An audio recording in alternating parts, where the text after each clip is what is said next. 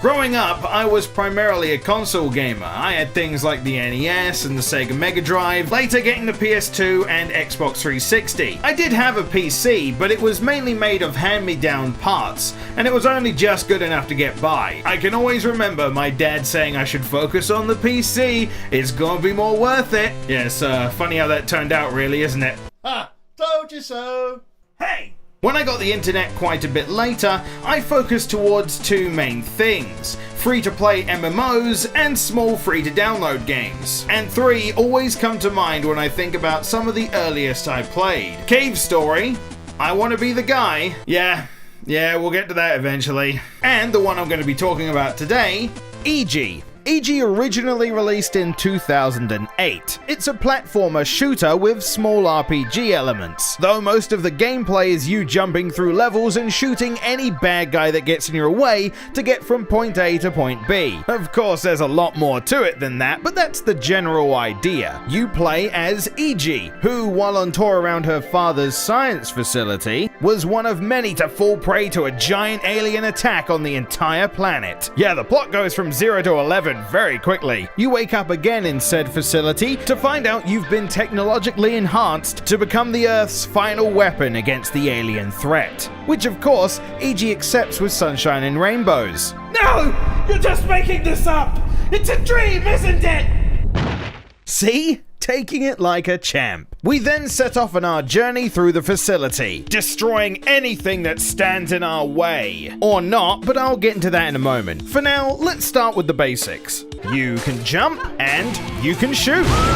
But you also need to collect experience to level up your various stats. Defeating enemies is the most common way of getting this experience, though you can find it lying around. When you collect enough experience, you get one skill point. You can increase things like maximum health, the ability to use alien weaponry, your ability to hack doors and containers, and a few various other stats the game explains to you right from the get-go. Because of this, the game gives you a lot of options on how you want to deal with situations, and one run could be very different from the last. It makes you think about, do I want to have more ammo or do I want to have more weaponry? I need more maximum health, but if I just had one more stat in strength. The game also locks you into thinking of certain strategies because you can only gain 5 levels per floor, which does mean you have to think about what you're going to do in advance. And how you decide to approach things could change depending on what playstyle you're going for, which I do want to talk about. What you would consider a normal playthrough would be you just playing the game naturally without any ulterior motives. You're given a gun, there's enemies, there's a high chance you'll just shoot things. I generally think this is the most fun way to play the game. It definitely feels like the game was designed for you to just go ham and teach these aliens who's boss. There are 11 main stages you'll be going through. There are more, but those are hidden. Sector 1 starts off simple, teaching you the basics of the game and throwing very simple enemies your way. The enemies in question are the Tayson, the Tassin? I don't know how to say it. I'm just gonna stick with calling them Tayson. From the start, you fight the basic troops. Some of them have rocket launchers, most of them have machine guns. As you progress through the game though, the enemies start to get a lot more difficult, especially when the second race come into play, the Kamato. You say Kamato, I say Kamato. And later down the line, you're fighting gigantic mech troopers that are like 3 times your size. This is why stat allocation's important, because if you do it wrong, you die very quickly. There are also a handful of elite units, which are the bosses of the game. These are a nice challenge to test your platforming abilities and to really get an idea to see if your build is viable or not. But I think I have to use this moment to say, oh my god, this soundtrack though. Not only does every track have this awesome beat to it that just kinda goes throughout the game, some of this music just gets you so pumped up. What's that? You're gonna stand in my way? Well, not for much longer.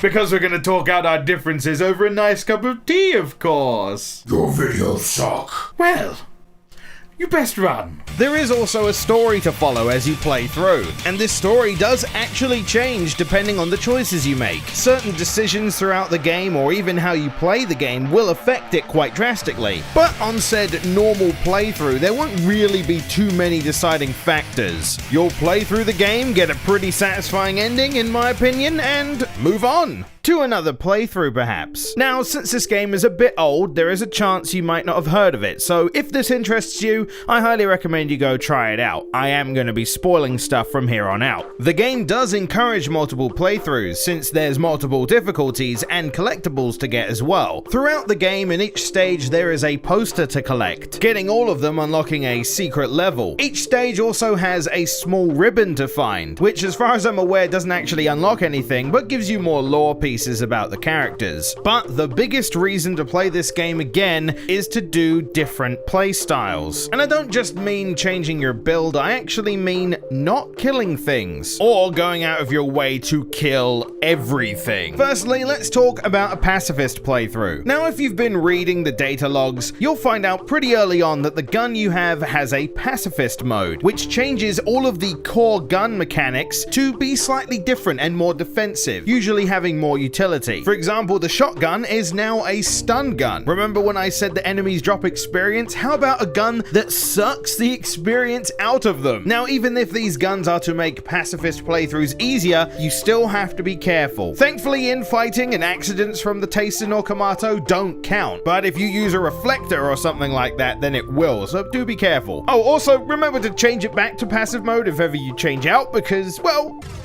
that is not... Oh! Whoops! I'm gonna have to load. Not only is this a bit more of a challenge since you'll never be getting rid of actual threats, it actually changes the tone of the story by a lot. Like, entire story sections are changed. There's even a point where the Taisen work with you. It also leads you down the path of a new ending, as well as if you go through the game not killing a single thing, rewarding you with a weapon, which I never understood. Go through the game without killing a thing, get a giant weapon of mass destruction. It's literally called the Massacre.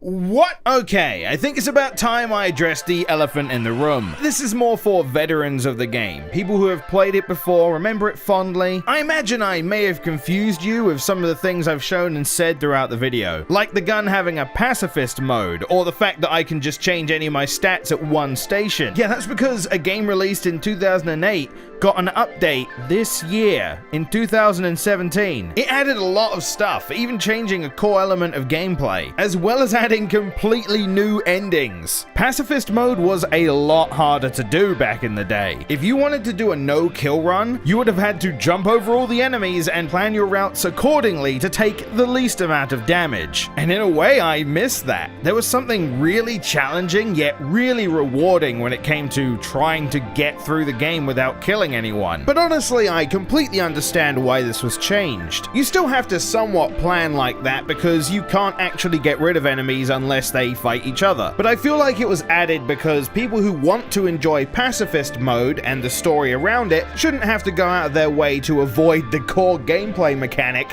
just to get a different ending, and I get that. So yeah, there's a newer version of the game out that was released earlier this year that changes a lot of stuff. It even adds new endings. And there's even some luxury of life stuff, like e.g. moving 20% faster in general, thank God for that. It was updated to a newer version of Game Maker, which, by the way, means the final boss runs really well. That's a specific complaint that only certain people will get. But for those of you who still want to live in the nostalgia, the 2010 version is still available as well. Now, before I wrap up stuff, I want to cover Genocide. Have you ever just wanted to kill everything in your sight? Don't worry, EG's got you covered. We've got guns. We've got more guns. We've got guns that can be merged with other guns to make even bigger guns. Kill your enemies with a shotgun, a machine gun, a fucking nuke. Not only will you have the time of your life, but you'll be hated by everyone. You'll show no mercy, and at the end, you'll pay for it. But it'll be alright, because hashtag worth it.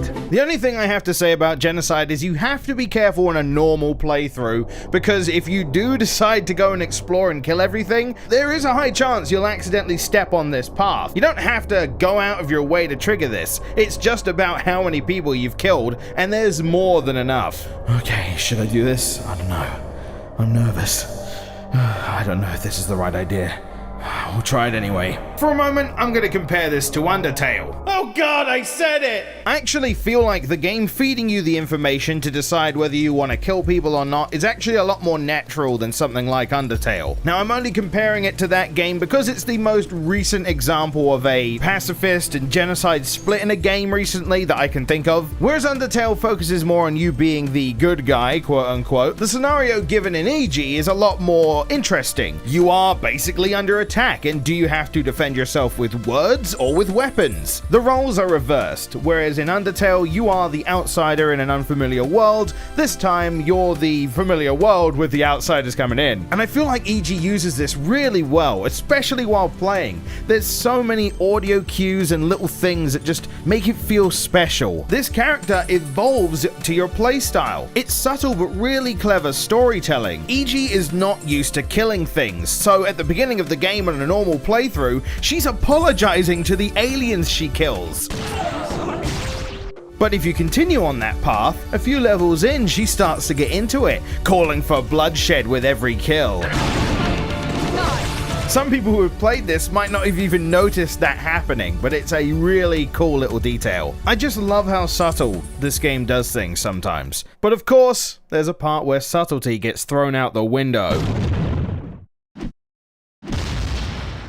When it comes to my favorite final bosses of a game, especially in the indie scene, there's barely a boss that beats General Tor. This is the true test, the ultimate fight. In terms of the story, this is the person you need to convince to stop everything. Even on a pacifist run, you have to fight. It did the Asgore thing before Asgore was a thing. This is the true test of everything you've learned so far. Dodging attacks which are pretty well telegraphed, and putting all those weapons you got to the test. Though really you'll be only using the Resonance Reflector, maybe the Massacre if you're feeling a bit adventurous. Any of the attacks that he uses to knock you down, mainly the Foot Stomp, doesn't do any damage. So all that does is puts you on edge to try and dodge the next attack. And the whole fight is super colorful and nice to look at without it being too distracting from the mechanics, all while one of my favorite final boss tracks of all time plays. Seriously, I think about this boss track so damn much. EG's whole OST is fantastic and you can download a high quality version off of their website, but I've never found a more suitable soundtrack to what is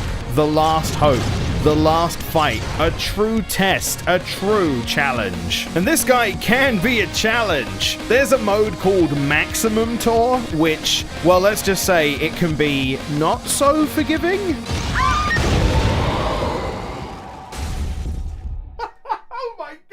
Honestly, I might be overselling it a little bit, but I used to just play the game to fight this final boss again. I don't think I'd be wrong in saying that EG put me on the path of wanting to support indie devs. I didn't really know the concept of an indie developer back in the day, but I can definitely see this as one of the reasons why I love to support indie games. This game is free! It's been free and waiting for you to play it all this time. The only negative I can give it is perhaps the graphics. They're a bit simplistic, but that is never going to be a factor in whether I recommend a game or not. Now, I know I've been giving the game a lot of praise, and that could be because, well, there is some nostalgia involved, but the game is free, so what's the harm in trying? But I am really glad I was able to talk about it, because I really enjoy the game. And if there's a chance someone hadn't heard of the game before, then I wanted to be there to tell them how awesome I thought it was. And I would like to know if any of you have played it and what you thought of it, or if you didn't know about it before and plan to try it out now. Now, I do plan on covering the other two games eventually. I don't know when that will be, probably no time soon, but you can look forward to those. But those were my memories of EG. Thank you for watching, I hope you enjoyed, and I'll see you next time. Hey everyone, do you like Sonic Mania music? Well, my friends at Tiny Waves did an album of remixes. It is totally awesome, there might even be a small cameo from yours truly in one of the tracks. Check it out, link in the description. Special shout out goes to my Patreon supporters, though if you are supporting the show or considering supporting the show, do read up on Patreon's changes as of late. I completely understand if you want to change anything, so keep that in mind. Whatever you decide, I appreciate being in your thoughts. Hey everyone, I hope you enjoyed the video, and I definitely hope you check out the game. Throw us a like if you enjoyed the show, and of course subscribe to be notified when more videos come out. Hit the bell if you want to be special awesome. and check out some more content if you haven't watched some of these videos. Take care, and goodbye.